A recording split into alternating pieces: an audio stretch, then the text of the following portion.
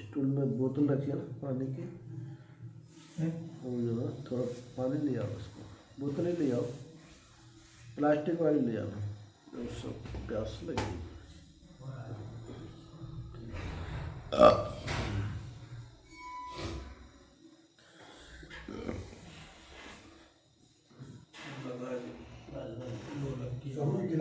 गिलास ऐसे ले आओ ना थोड़ा ऐसा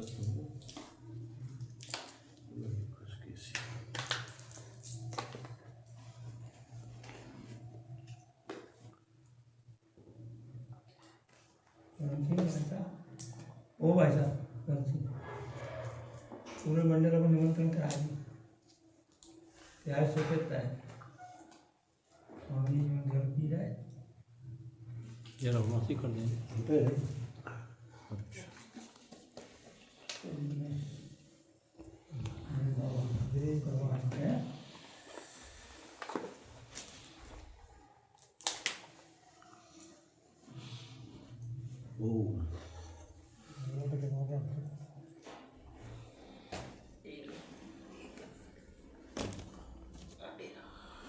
विश्वं दर्पण दृश्यमान नगरी तुल्यं निजान्तर्गतं पश्यन्नात्मनि मायया बहिर्भूतं यथा निद्रया यह साक्षात् कुरुते प्रबोध समये स्वात्मानमेवाद्वयम् तस्मै श्रीगुरुमूर्तये नमः इदं श्रीदक्षिणामूर्तये। श्रीकृष्णार्जुन संकथा मृतनिधे धीरं गभीरं तलं तत्त्वान्वेषण तत्परैरधिगतं कैकेयीन साध्यवरैः किंतु प्रयत्न विचार रत्न निकरान आनीय दाने प्रभु श्री पूर्णानंदमृतेन कश्चिदिति तब सर्वात्मना संश्रये अखंडानंद संबोध पूर्तये ब्रह्ममूर्तये सुधास्मृत समाश्लिष्ट नेत्रांतरस्फूर्तये नमः। शंकरं शंकराचार्यं केशवं बादरायणं सूत्रभाष्यकृतं वन्दे भगवन्तौ पुनः पुनः। ईश्वरोर्गुरुरात्मेति मूर्तिभेद विभागिने व्योमवत् व्याप्तदेहाय दक्षिणामूर्तये कान्तिशितामृशति निन्दितशारदेन्दो यत्रैकतो विलसितामसि वृन्दावनेऽपि कृत्यामुनगाङ्गसं राधा मुकुन्दयुगलं तदहं नमामि राधा मुकुन्दयुगलं तदहं नमामि। पार्थाय प्रतिबोधितां भगवता नारायणेन स्वयं व्यासेन ग्रथितां पुराणमुनिना मध्ये महाभारतम् अद्वैतामृतवर्षिणीं भगवती अष्टादशाध्यायिनी अम्ब त्वामनुसन्दधामि भगवद्गीते भवाद्वेषिणी नमोऽस्तुते व्यासविशालबुद्धे फुल्लारविन्दायतपत्रनेत्र येन त्वया भारततैलपूर्णः प्रज्वालितो ज्ञानमयप्रदीपः मूकं करोति वाचालं पङ्गुं लङ्घयते गिरिं यत्कृपातमहं वन्दे परमानन्दमाधवं परमानन्दमाधवम्।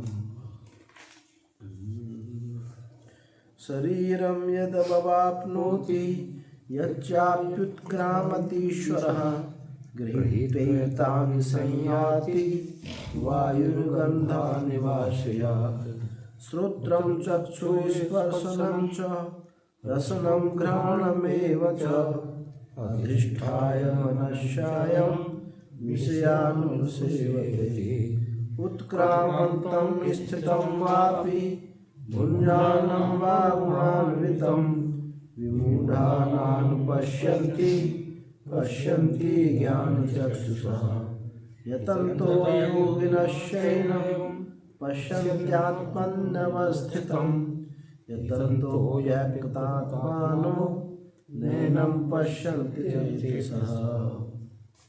हम लोग ब्रह्म से जीव कैसे हुआ, ये बात चर्चा की कि ब्रह्म ही जीव कैसे हुआ। तो उसके लिए बताया था पहले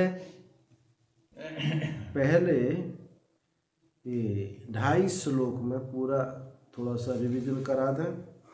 पहले 2.25 श्लोकों में संसार वृक्ष का वर्णन किया, आधे श्लोक से त्वम पदार्थ का शोधन किया, और फिर चौथे श्लोक से और 5वें श्लोक से त्वम पदार्थ का तत्पदार्थ का शोधन हुआ, और फिर दोनों की एकता आत्मा के स्वरूप का निरूपण 6ठे श्लोक से हुआ। 7वें श्लोक से बताया कि वो जीव परमात्मा ही जीव कैसे होता है अपनी, तो उसके लिए कहा ममई वांशो जीव लोके जीवभूतः सनातन, मेरा ही वंश सनातन अंश है।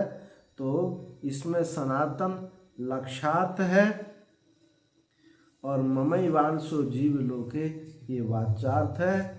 जैसे मानस की चौपाई है, ईश्वर अंश जीव अविनाशी चेतन अमल सहज सुख राशि। तो ईश्वर अंश जीव यहाँ तक जो है क्या है, वाच्यार्थ है। अविनाशी और चेतन अमल सहज सुख राशि ये उसका लक्ष्यार्थ है। तो वाच्यार्थ से पहचान करके लक्ष्यार्थ में हमको जाना है। तो यहाँ परमात्मा का ही ये जीव कल्पित अंश है, वास्तविक अंश नहीं, कल्पित अंश। जैसे कई पात्र रखे हों, उनमें जल रखा हो, उसमें सूर्य का प्रतिबिंब पड़ता हो, तो जो प्रतिबिंबित सूर्य है वो उस सूर्य का अंश है। तो ये कैसा अंश है, कल्पित अंश है। ये उपाधि से अंश भाव बना। जिस समय जल को आप हटाओ तो अंश जो है अंशी से कभी भिन्न था ही नहीं। और एक दृष्टांत समझें, जैसे बहुत सारे घड़े मटका रखे हैं, उनका जो आकाश है, उनके फूटने पर जो आकाश है, अब पहले जो आकाश था उस आकाश में कोई भिन्नता नहीं है। अब भिन्नता जो है उन आकृतियों से, छोटे बड़े मटका घरों से ही भिन्न भिन्न आकाश सा मालूम पड़ता था। इसी प्रकार से ये संपूर्ण दृश्य प्रपंच जो है, ईश्वर जो अंश है, जीव जो अंश है, ये उपाधि के कारण भिन्न सा मालूम पड़ता है। और उपाधि कभी वास्तविक नहीं होती, उपाधि कभी उपहित में प्रवेश भी नहीं करती। उपाधि उपहित में कभी प्रवेश नहीं करती।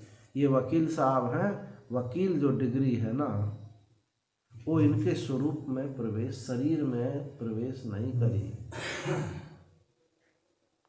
दूर से रह करके अन्य को अलग करके दिखाती। तो यहाँ इस श्लोक में मनस्स्थान इंद्रियाणि प्रकृति स्थानी करसति, मन सहित 6 होकर के, यानी 5 ज्ञान इंद्रियां ये 6 होकर के, या 11 मान लो, ये प्रकृति में स्थित है। ये जीव के स्वरूप का वर्णन किया। अब इसी जीव के स्वरूप के वर्णन में आज भी चर्चा करते हैं। शरीरम यद ववाप्नोति यच्चाप्युत्क्रामत ईश्वर है, जो यच्चापि यदा चापि उत्क्रामति, जब जो ये अब यहाँ ये चापी उत्क्रामति ईश्वर, ईश्वर शब्द किसके लिए आया है यहाँ? ईश्वर शब्द का अर्थ यह जीव है, समर्थता है। कौन काय में समर्थ है? कि जीव इंद्रियों के, ये जीव जो है मन के माध्यम से, इंद्रियों के माध्यम से विषयों का ग्रहण करता है, इसमें उसकी समर्थता है। तो यह ईश्वर शब्द किसके लिए है? जीव का वाचक है। यह शरीरम यद्वापनोति चापित क्रामति ईश्वर, ये जो जीव है जब उत्क्रमण करता है, जिस जिस शरीर को पाने की का उसके लिए उत्क्रमण करता है, गृहीत्वा एतानि संयाति, गृहीत्वा एतानि संयाति, इनको, किसको? इस मन, विषय, इंद्रियों, इनको ग्रहण करके संयाति, अब उनको ले जाता है। कैसे ले जाता है? वायुर्गंधान इव आसियात, जैसे गासियात माने पुष्पों का स्थान, पुष्पों के स्थान से जैसे वायु उस गंध को ले जाता है, गुलाब की गंध है, ये कमल की गंध है, ये बेला की है, ये मोगरा की है, उन गंधों को जैसे ले जाता है, इसी प्रकार से ये जीव इन इंद्रियों को, इन विषयों सहित इंद्रियों को ले जाता है। इसी से ही जन्म होता है। अब देखो जन्म क्या है? पूर्व भाव का विस्मृति हो जानी और नए भाव को पकड़ लेना, इसका नाम जन्म है। अब ये जो जीव का जन्म है ये पूरा कल्पित है। जीव किसे कहते हैं? सूक्ष्म शरीर कहो, आतिवाहिक कहो, सूक्ष्म शरीर कहो, लिंग शरीर कहो, जीव कहो, चिदाभास कहो, ये सब एक ही नाम है। तो जीव का स्वरूप क्या, आकृति क्या है, रूप क्या है जीव का? देखो यहाँ सर्वत्र चैतन्य मौजूद है, उसमें टेबल के आकार के रूप में इतना वही चैतन्य, बिना टूटे हुए आकाश जो है, बिना टूटे हुए इतना आकाश आवृत सा हो गया है। आकाश में कोई टूट फूटने हुई कोई आकृति नहीं बनी। अब इतने परिच्छिन्न, इस परिच्छिन्न चैतन्य को ही हम जीव कहते हैं। अब पुस्तक जितने आकार में रखी है उतने आकार से ये उपहित होगा, इस उपाधि से वो चैतन्य उपहित होगा, और उस उपहित चैतन्य में, उस चैतन्य में उपाधि का प्रवेश नहीं हुआ, उसको पता भी नहीं है। रस्सी सांप दिखाई दे रही है, रस्सी को पता भी नहीं है कि मैं सांप बन गया हूं, मेरे सांप के साथ व्यवहार हो, मैं विषैला हो गया हूं, मैं इस जाति का कोबरा नाग हूं, ये सांप को, रस्सी को जानती नहीं है।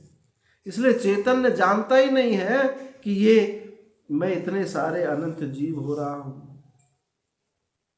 क्योंकि उपाधि का कभी उपहित में, शुद्ध चैतन्य में कभी प्रवेश होता ही नहीं। तो जीव में क्या हुआ? पहले इस परिच्छिन्न चैतन्य को, इस परिच्छिन्न चैतन्यता स्वीकार हो गई। जैसे कि 8वें अध्याय में कहा, स्वभावो किम तद ब्रह्म किम अध्यात्मम किम कर्म पुरुषोत्तम, ये प्रश्न किया था। तो भगवान ने कहा, उत्तर दिया वहाँ, अक्षरम ब्रह्म परमम स्वभावो अध्यात्म उच्यते। वह स्वभाव को, अध्यात्म का, वो अध्यात्म क्या? वो जीव है। स्वस्मिन परिच्छिन्न स्वस्मिन भावे स्थितः स्व अध्यात्मा स एव जीव, जो अपने परिच्छिन्न भाव में को स्वीकार जो कर लिया है वही जीव है। तो अब जब परिच्छिन्नता स्वीकार हुई तो कुछ और चीज हो गई। परिच्छिन्नता के स्वीकार होते ही अपने से कुछ अन्य हो गया, अपने कोई बराबर हो गया, अपने से छोटा हो गया। जिस समय मैंने देह को अपने स्वीकार्य मैं इतना हूं, तो मुझसे कोई बड़ा है, मुझसे कोई बड़ा है, ये बात निश्चित हो जाएगी नहीं हो जाएगी। मेरे कोई बराबर भी है, ये बात भी निश्चित हो जाएगी, और मुझसे कोई छोटा है। तो परिच्छिन्नता आते ही ये बात तो आनी ही आनी है। अब जब ये बात आ गई, परिच्छिन्नता आ गई, तो अब परिच्छिन्नता में क्या क्या विकृति, संस्कृति, उपकृति, ये क्या क्या हो जाती है। तो देखो, जीव में 8 चीज बताई। वागादि पंचः, श्रवणादि पंचः, प्राणादि पंचः, प्राणादि पंचाग्र मुखानि पंच, बुद्ध्यादि विद्यापि च काम कर्मणि, पुरी अष्टकम सूक्ष्म शरीर माहु। जीव में क्या है? 5 ज्ञानेन्द्रियां, 5 कर्मेंद्रियां, 5 प्राण, 5 महाभूत, अविद्या, काम, कर्म। भागादि पंचः, श्रवणादि पंचः, प्राणादि पंचाग्र मुखानि पंच, बुद्ध्यादि विद्यापि च काम कर्मणि। अंतःकरण, अविद्या, काम और कर्म। अचेतन वहाँ मौजूद है ही पहले से ही, चेतन में बिना विकार हुआ। इन सारी चीज इकट्ठी हो करके 5 ज्ञानेन्द्रियां, 5 कर्मेंद्रियां, 5 प्राण, मन, बुद्धि, चित्त, अहंकार हैं, पंचभूत। पंचभूत क्या है? वहाँ अपंचीकृत, अपंचीकृत पंचभूत, इन्होंने उस चैतन्य को आवृत्त सा कर लिया है, आवृत्त सा कर लिया। अब ये क्या हो गया? इसमें भी 2 चीज मुख्य हो गई, एक प्राण हो गया, एक मन हो गया। कुछ प्राण के 2 पार्टी हो गई, एक मन के साथ कुछ जुड़े हैं और एक प्राण के साथ जुड़े हैं। तो मन के साथ अविद्या, काम, कर्म, वासना, ये मन के साथ जुड़ी है। मन में चैतन्यता का प्रकाश जाता है, और प्राण जड़ है, एक क्रिया है, मूढ़ है, जड़ है, एक क्रिया है। जब इन दोनों की बड़ी गहरी दोस्ती है। जब प्राण तेजी से चलता है तो मन भी संकल्प विकल्प करता है, शरीर में गर्मी हो जाती है, अशांति हो जाती है। और जब प्राण बिल्कुल शांत धीरे धीरे चलने लगता है तो मन भी शांत हो जाता है। केवल सुषुप्ति में, सुषुप्ति को छोड़ करके सब में ये बात होती है, जब प्राण की गति बढ़ती है तो मन की चंचलता बढ़ जाती है।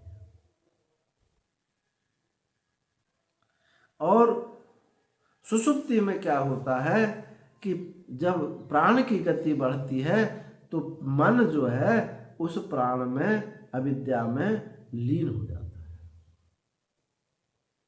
और जब प्राण की गति रुक जाती है तो उस प्राण में ये प्राण जो है मन में लीन हो जाता है। सुषुप्ति में प्राण में मन लीन हो जाता है, और समाधि में मन में प्राण लीन हो जाता है। जो संकल्प विकल्प है, इसमें संकल्प और विकल्प में 2 चीज है, एक विषय ज्ञान है और एक उसकी चंचलता है। ये चंचलता कहाँ से आई? ये प्राण से आई। और जो ज्ञान है वो मन के साथ है। इन दोनों मिलकर के ही संकल्प होता है। यदि इनमें एक चीज शिथिल हो जाए तो संकल्प नहीं होगा। तो ये दोनों बिल्कुल एकदम सहोदर सहोदर भाई है, एक के रहने पर एक बना रहता है। अब इसमें जो वासनाएं हैं वो मन के साथ रहती हैं, और वो कहता है मन, चलो आज तो हमको बहुत बढ़िया यहाँ मिठाई बनती है, मिठाई खाना जाना। तो मन कहता हम तो आपका सेवक हैं, हम तो आपकी सवारी हैं, जब कहो तो हम तैयार हैं। तो प्राण रूपी घोड़ा पर मन रूपी सवार बैठता है और विषयों का भोग होने लगता है। जब ये कहता कि नहीं, ये शरीर तो अब भैया बहुत दुर्बल हो गया है, अब इससे चला फिरा नहीं जाता, अब इसको छोड़ो और एक नया शरीर धारण कर लेते हैं।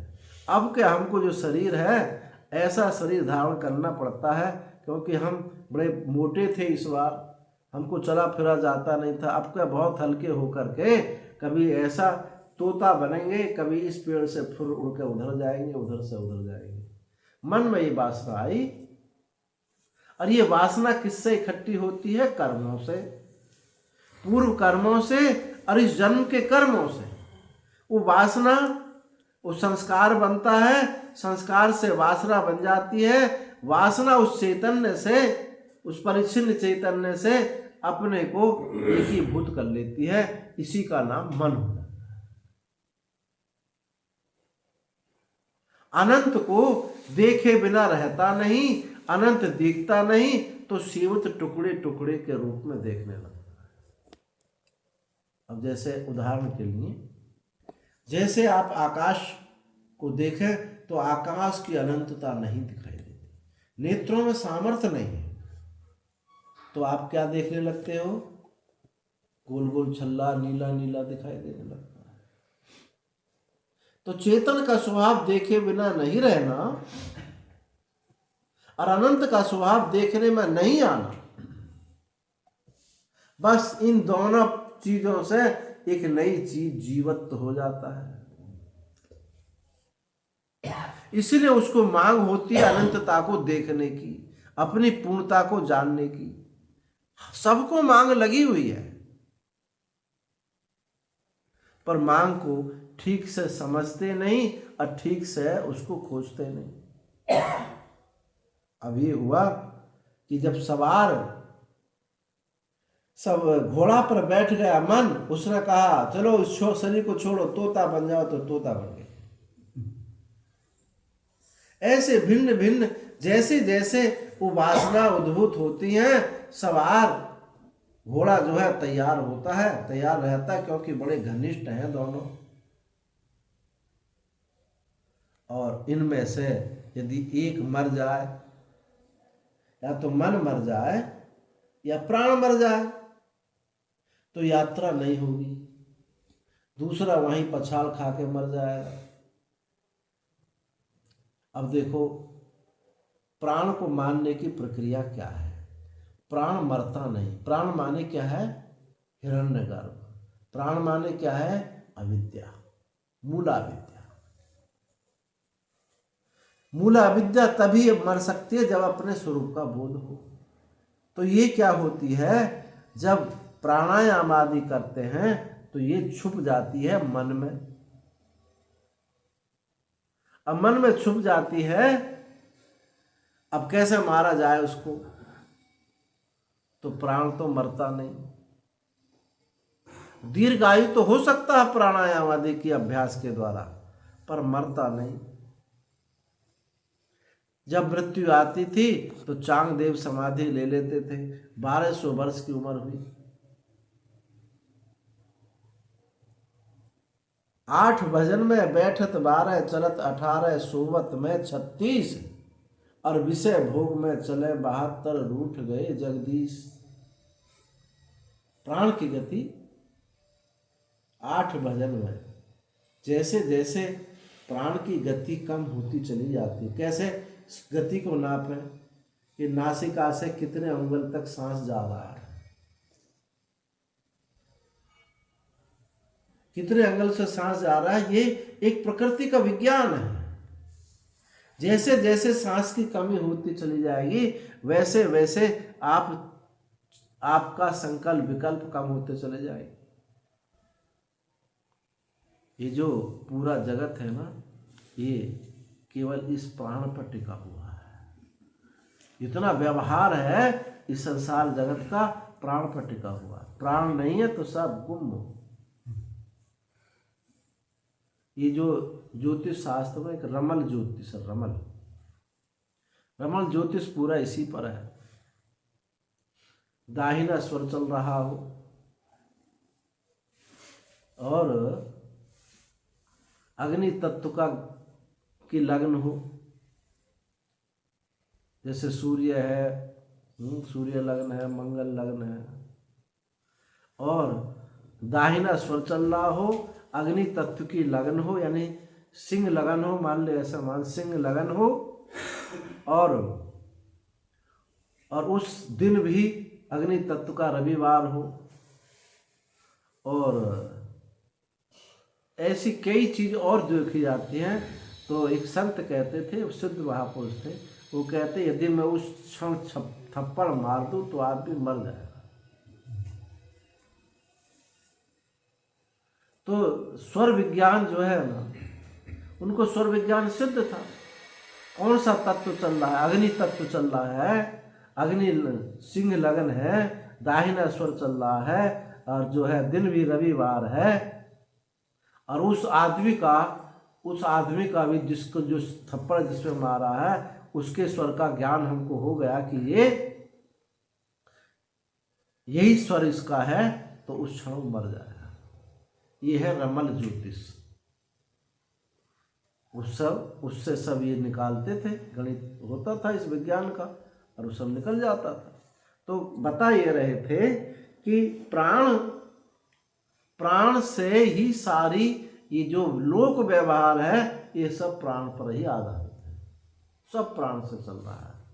अब ये प्राण मर जाए तो भी मुक्त है, और ये मर जाए, सवार मुक्त मर जाए तो भी ये मुक्त है।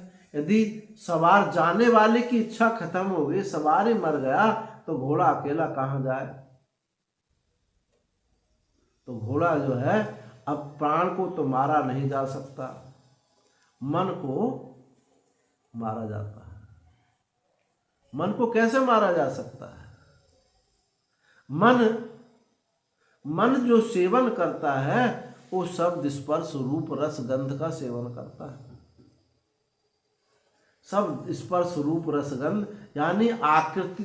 मन होता ही तब है जब आकृति बने चैतन्य में, और आकृति बनती है शब्द स्पर्श रूप रस गंध पंच तन मात्राओं से। इन पंच तन मात्राओं से जब आकृति बनी, हवा ने प्रेशर लगा दिया तो संकल्प होने लगा। तो मन कैसे मरेगा? इसको जो है शब्द स्पर्श रूप रस गंध की जो खुराक मिलती है, इसको बंद कर दो, बिल्कुल बंद कर दो। इसको खाना पीना बंद करो, कितने दिन तक जिएगा? खाना पीना बंद कैसे हो? बुद्धि जो इनके ऊपर बैठी है, बुद्धि ने बताई, प्यारे जहां तुम जा रहे हो ये पृथ्वी तत्व झूठा है, अग्नि झूठी है, जल झूठा है, पृथ्वी झूठा है, ये तो केवल दिखते हैं, खाने लायक पदार्थ नहीं। जब मन शुद्ध होता है तो बुद्धि की बात को मान लेता है, और जब मन अशुद्ध होता है तो बुद्धि की बात को काट देता है और बुद्धि को अपने पीछे पीछे चला लेता है। एक बिंदु जी का पद है, गाते, रेमन तोता हरि हरि बोल। वो कहता है मन कि तू विषय भोग का भोग कर, इसी में आनंद ले, और हरि हरि बोलने की कोई जरूरत नहीं। सपने में एक बाग लगाया, फल फूलों को मन ललचाया, जाग पड़ा कुछ भी नहीं पाया, यथा विचार तू तोल तोता हरि हरि बोल। ये तो सपने का हुआ है। वो कहता है कि नहीं, अरे सपना में मजा लो, जब तक मजा आए मजा लो, फिर और कुछ मिलेगा। उसकी बुद्धि ऐसी है। शराबी की बुद्धि क्या है? जब तक जेब में पैसा तब तक मौज लो, और जब नहीं होगा तब फिर आगे देखी जाएगी, विचार नहीं है उसमें।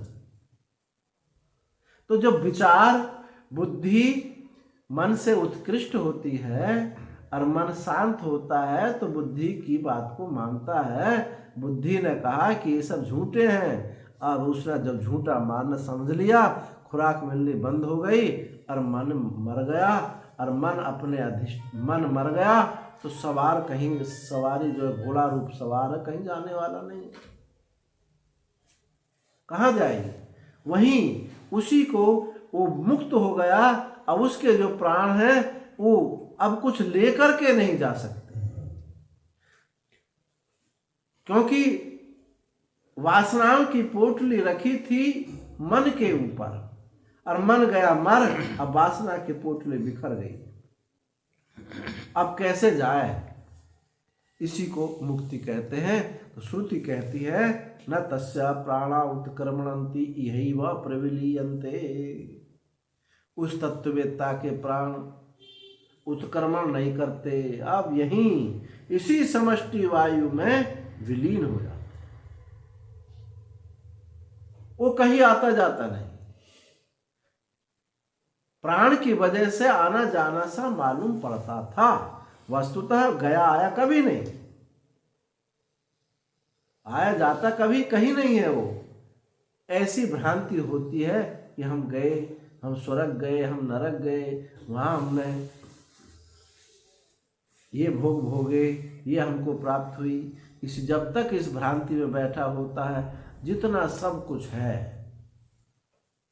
इस भ्रांति युक्त चैतन्य को पुष्टि करने के लिए और भ्रांति इकट्ठा करता रहता है, कर्म के माध्यम से, भोग के माध्यम से। और जिस दिन ये गांठ खुलती है कि रे भैया कुछ है ही नहीं, जीवत्व नाम की चीज नहीं है, वासना कहां से आई, तो कुछ नया कुछ नहीं हुआ। यथा पश्यत यदा पश्यत तदा भवत तदासीत। जो देखा था वही हो गया, क्योंकि वो वही था।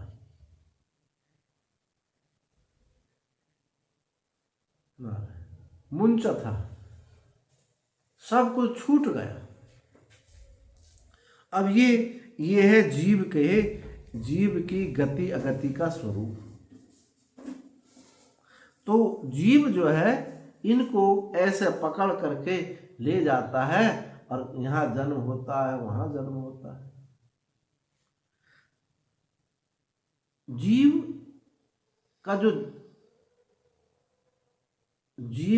इन शब्द स्पर्श रूप रसगंध कर्मेंद्रिया ज्ञानेंद्रिया इनके द्वारा अपने को वैसा ही समझने लगता है। जब ये चैतन्य बुद्धि कर्तृत्व से युक्त होता तो अपने को कर्ता समझता है। जब ये चैतन्य मन से युक्त होता अपने को भोक्ता समझता है। एक ही चैतन्य भिन्न भिन्न उपाधियों से अपने को भिन्न भिन्न सा समझता है। एक ही मनुष्य जब अपने क्लिनिक पे है तो अपने को डॉक्टर कहता है, पिता के पास बैठा तो अपने को पुत्र कहता है, पत्नी के पास बैठा तो अपने को पति कहता है। एक ही चैतन्य का भिन्न भिन्न उपाधि से भिन्न भिन्न रूप से मालूम पड़ते हैं। इसी को श्रुति कहती ध्यायतीव लीलायतीव। मानो ध्यान करता हुआ सा, मानो चेष्टा करता हुआ सा। वो चल नहीं रहे हैं, चेष्टा नहीं हो रही है, ऐसा मालूम पड़ता है। जैसे ट्रेन में चलते हैं तो ट्रेन के पटरी के पास के जो पेड़ पौधे ऐसे पीछे को भागते हुए मालूम पड़ते हैं, वो नहीं भाग रहे। हम ट्रेन रूपी उपाधि को हमने स्वीकार कर ली तो हम गतिवान हैं, तो हम तो अपने को स्थिर समझ रहे हैं, गति होकर के स्थिर समझ रहे हैं, बाकियों को गतिवान समझ रहे हैं। ये उपाधि का लक्षण होता है। उपाधि जहाँ होती है वो कुछ भिन्न करके जरूर दिखाती है। अपने को दिखाती है और दूसरों को भी दिखाती है। ये उपाधि का लक्षण है। तो यहाँ यही हुआ कि ये जीव जो है जब ये उत्क्रमण करता है दूसरे शरीरों को प्राप्त करता है तो एतानी कौन? ज्ञानेन्द्रियाणि कर्मेंद्रियाणि, इनको सबको इकट्ठे करके ये उदान वायु के माध्यम से चला जाता है। उदान वायु जो उत्क्रमण होता है ना, उदान वायु से। प्राणापान व्यान समान उदानाः, तो प्राण वायु से उत्क्रमण नहीं होता। जब ये उदान रूप होता है उस प्राण का तब उत्क्रमण होता है। उत माने ऊपर का, जो ऊपर को निकल जाता है। अब जो जितने जैसे जैसे मार्ग से निकलता है वैसे वैसे पता चलता है कि इसकी जाने वाले की गति कैसी, क्योंकि जो जैसे जिस स्वभाव का आदमी होता है वो वैसा रास्ता खोजता है। एक गंदे स्वभाव का आदमी है, गंदगी में रह लेता है, उसको पसंद है गंदगी, तो वो कहता है इधर से बहुत दूर है, चलो यहीं चांडालों की बस्ती से निकल चलो। क्या होता है? क्योंकि उसको दुर्गंध जो है वो बदबू दुर्गंध जो है ना उसको पीड़ा नहीं दे रही है। एक शुद्ध सात्विक उपासना करने वाला, पवित्रता से रहने वाला 2 किलोमीटर घूम के आ जाएगा, उधर से जाना पसंद नहीं करता। ऐसे ही उदान वायु अब वो शुभ वासनाओं की, शुभ वासना रूपी सवार को ले जा रहा है या अशुभ वासना रूपी सवार को ले जा रहा है। यदि शुभ वासना रूपी सवार को ले जा रहा है, शुभ वासना युक्त होकर के जा रहा है, तो कहाँ से जाएगा? अत्यंत शुभ वासना लेकर के जाता है तो ब्रह्म रंध्र का भेदन करके चला जाता है, जो ब्रह्म लोक को जाता है, जिसको क्रम मुक्ति प्राप्त हो जाती है, यानी अर्ची मार्ग से चला जाता है। जो इस आदित्य लोक, चंद्र लोक, विद्युत लोक इनका उत्क्रमण नहीं करता तो क्या उनसे नीचे के लोग कौन है? उनसे इस ब्रह्मरंध्र से नीचे के लोग क्या हैं? ये चक्षु लोक हैं, घ्राण लोक हैं। इन मार्गों से निकलता है। देखते हैं जब आदमी कोई मरता है, किसी की आंखें खुली रह जाती हैं, किसी की नासिका नथुआ खुला खुला रह जाता, उस मार्ग से निकल जाता कहते हैं। तो इससे पता चला जाता है कि ज्ञानेंद्रियों से निकल रहा है या कर्मेंद्रियों से निकल रहा है। ज्ञानेंद्रियों से निकल रहा था, अच्छे शुभ लोगों की, शुभ स्थानों की उसको प्राप्ति है। कर्मेंद्रियों से निकल रहा है तो उसको इतने शुभ लोगों की प्राप्ति नहीं है। नाभि से ऊपर अंगों से निकल रहा है तो इतने अशुभ नहीं। नाभि से नीचे अंगों को से प्राण का उत्क्रमण होता है तो उसकी अच्छी गति नहीं मानी जाती। तो ये वासना का प्रतीक है। अब जब ये उत्क्रमण हो जाता है, प्राण वायु चली गई, प्राण के माध्यम से ये जीव, प्राण के क्या सब कुछ सम्मिलित मिलकर के जीव है। प्राण, मन, कर्म, वासना आदि सब मिलकर के जीव है। अब वैसे वैसे स्थानों को प्राप्त कर लेता है। यदि उसने निष्कामता से उपासना की है तो ब्रह्म लोक जाकर के प्रतिबंध के क्षय होने पर वो ब्रह्मा जी के काल, जब तक कार्य काल है तब तक रहता है और ब्रह्मा जी के साथ ही वो मुक्त हो जाता है। वो ज्ञान वहां स्फुटित हो जाता है। देखो एक बात ध्यान अवश्य रखें कि जब भी मुक्ति होती ज्ञान से होती, चाहे ब्रह्म लोक में मुक्ति हो, चाहे इस शरीर में मुक्त हो।